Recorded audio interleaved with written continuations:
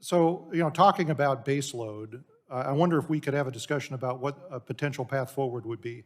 So, obviously, we are trying to rekindle some interest in fission energy, but there have been very promising developments in fusion energy, and I know you had a question on this from my co-chair on the Fusion Caucus, Ms. Trahan.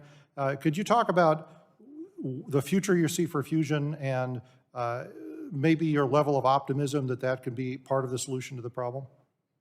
So for a couple of decades, there was not much innovation in the material science and other areas around fusion. There was a lot of innovation in batteries and wind and solar.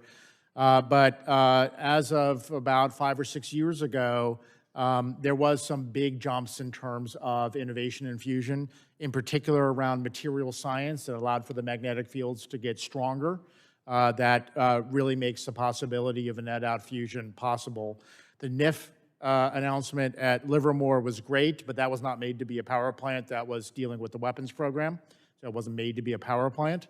But I think that there are a number of fusion companies, including in Southern California, including in Northern California, as well as Massachusetts, that are much farther down the road than even NIF at Lawrence Livermore. I would recommend that given fusion has all the positives of all the other energy sources and literally almost none of the negatives.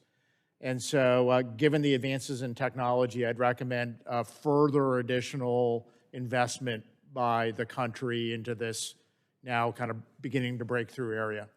Right. Yeah, I agree with you. I think it has the potential to really revolutionize this space and solve a lot of these big, hairy societal problems that we've been grappling with. But I see I'm out of time. I'd ask you a follow-up question about this, but let it suffice to just say that I think it's going to require more than just investment. We're going to have to take a look at some of the regulatory framework that we have created that's appropriate for fission, but might not be appropriate for fusion.